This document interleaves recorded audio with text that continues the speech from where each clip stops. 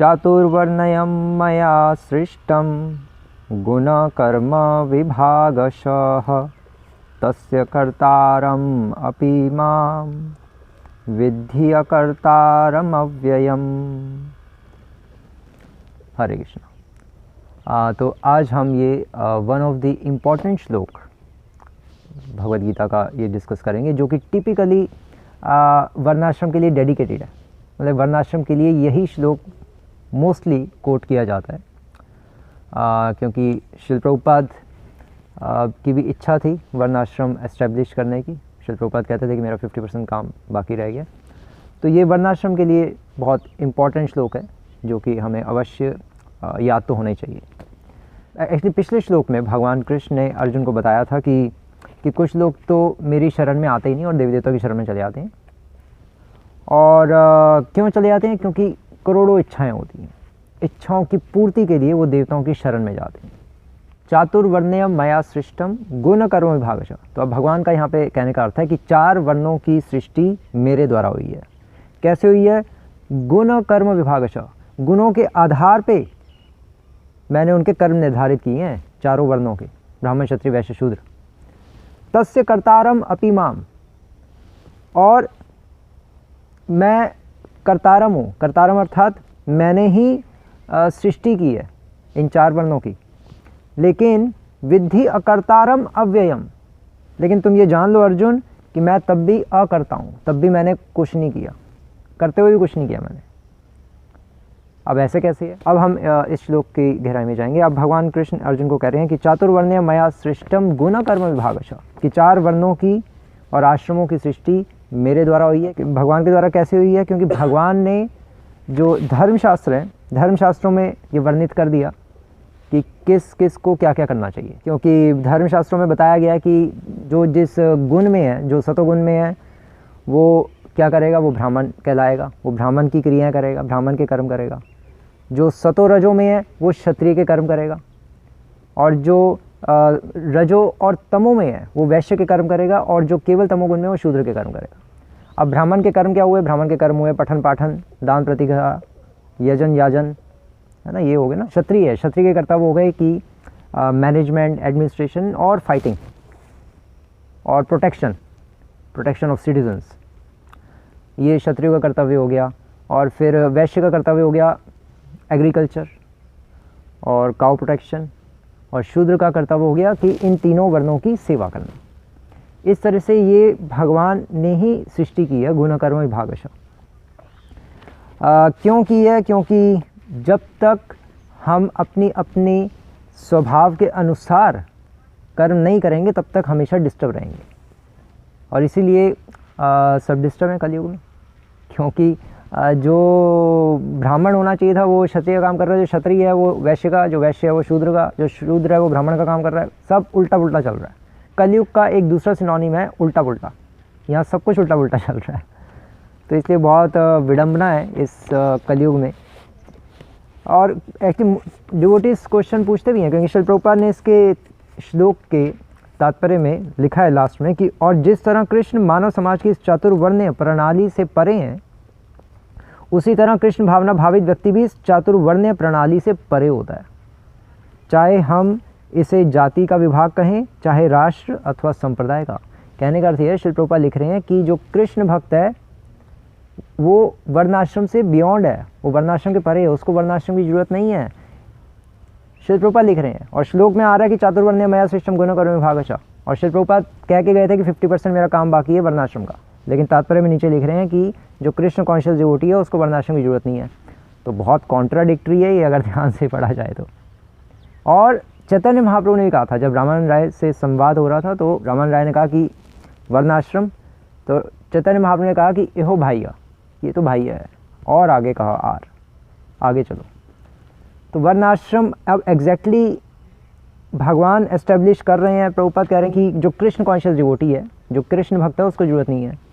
सबसे लास्ट में तो श्री प्रभुपाद जब अपने फाइनल जो उनका टाइम था बिल्कुल लास्ट का, तब प्रभुपाद इसी पे फोकस, वर्णाश्रम पे लेक्चर कर रहे थे। तो अब पॉइंट ये है कि अब ये बाह्य भी है और इम्प्रैक्टिकल भी है, तो कैसे होंगी चीज़ें, इसलिए बहुत कंट्रोवर्सीज भी हैं कि वर्णाश्रम होना भी चाहिए नहीं होना चाहिए लेकिन पॉइंट ये है कि श्रील प्रभुपाद की तो लास्ट लेक्चर में भी ये इच्छा थी कि वर्णाश्रम एस्टेब्लिश हो, मेरा 50% काम बाकी है। और वर्णाश्रम एक्चुअली ज़रूरी है भी। कोई कह सकता है कि वर्णाश्रम अगर ज़रूरी होता तो श्रील प्रभुपाद ने पहले दिन से ही क्यों नहीं एस्टेब्लिश किया। तो इसका आंसर ये है कि इसलिए पहले दिन से एस्टेब्लिश नहीं किया, क्योंकि लोग सब जानवर हैं कलयुग के। पहले दिन से कैसे बता दें सीधा हाई फाई चीज़ें वर्णाश्रम तो बहुत बड़ी चीज़ हो गई ना, तो पहले दिन से बताना मुश्किल है। पहले तो जानवर को इंसान बनाना है, उसको थोड़ा होश आवाज़ में लाना है कि तुम इंसान बनो, पहले इंसान बनोगे तो भक्त बनोगे। तो इसलिए श्रील प्रभुपाद ने देखा कि अभी तो बिल्कुल जानवर हैं और इनको अगर मैं बिल्कुल ही ऐसी ज़्यादा धर्म शास्त्रों की चीज़ें बताऊंगा तो ये रिवोल्ट कर देंगे, क्योंकि श्रील प्रभुपाद तो सीधा हिप्पियों को प्रचार करने गए थे।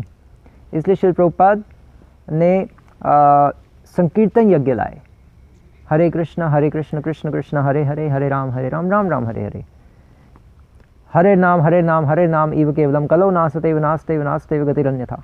चाहे वर्णाश्रम स्थापित हो या ना हो, प्रभुपाद ने सीधा ब्रह्मास्त्र दे दिया, हरे कृष्ण महामंत्र दे दिया और भगवान की सेवा में डायरेक्ट लगा दिया। क्योंकि प्रभुपाद ने देखा पता नहीं वर्णाश्रम तो टाइम लगेगा, वर्णाश्रम इतना आसान नहीं है एस्टेब्लिश करना, क्योंकि लोग तो आजकल जातिवाद में फंस चुके हैं। एक्चुअली भगवान कृष्ण ने इस वर्णाश्रम की जो स्थापना है धर्मशास्त्रों के अकॉर्डिंग जो की है, धर्मशास्त्रों में भगवान ने ये नहीं जातिवाद के आधार पे वर्णाश्रम की स्थापना नहीं की, कोई जातिवाद नहीं है, वो तो आसुरी वर्णाश्रम है। वर्णाश्रम जो है वो दैवी होता है, अर्थात उसमें भगवान कृष्ण गुण कर्म विभागशः गुणों के आधार पे कर्म निर्धारित करते हैं कि कौन किस गुण में रहकर अपनी सेवा कर पाएगा। ये भगवान का मतलब यहाँ पे सिद्धांत है जो भगवान स्थापित करने आते थे। तो भगवान कोई जातिवाद एस्टेब्लिश करने नहीं आए थे, जातिवाद तो मनुष्यों ने एस्टेब्लिश किया, खाली दिमाग शैतान का घर वो जातिवाद वहाँ से आया। कोई शास्त्रों में थोड़ी ना गलत चीज़ें होंगी कि तू शूद्र है मैं ब्राह्मण हूँ, ये जातिवाद ऊपर नीचे। तो इसलिए अब ये क्योंकि जातिवाद इतना फैल चुका है, इसलिए वर्णाश्रम दोबारा से स्थापित करना ऑलमोस्ट प्रोजेक्ट है। एक्चुअली वर्णाश्रम हमारी पद्धति नहीं है भगवत प्राप्ति के लिए, भगवान को प्राप्त करने के लिए कोई हमारा ये प्रोसेस नहीं है। वर्णाश्रम फेवरेबल है डिवोशन के। हमारा प्रोसेस जो अभिधेय है वो तो भक्ति है, श्रवणम कीर्तनम विष्णु स्मरणम पाद सेवनम। वर्णाश्रम हमारे उस श्रवणम कीर्तनम के अनुकूल है, क्योंकि अगर हम वर्णाश्रम करेंगे, एक सिंपली रहेंगे, अपने स्वभाव के स्वधर्म के अनुसार कर्म करेंगे और एक सिंपल विलेज लाइफ जिएंगे जैसे भगवान जीते थे, तो उससे फिर हमारा मन शांत होगा और मन भगवान में लगेगा। इसलिए ये अनुकूल है। लेकिन ज़रूरी भी नहीं है कि अगर कोई वर्णाश्रम में नहीं आ सकता, फॉर एग्जांपल फ्यूचर में वर्णाश्रम और इस्टेब्लिश होगा और वर्णाश्रम में कोई नहीं आ पाया, कोई गृहस्थ, तो ज़रूरी भी नहीं है कि वो भक्ति नहीं कर सकता। इसलिए श्रील प्रभुपाद ने सीधा संकीर्तन यज्ञ का कॉन्सेप्ट लाए।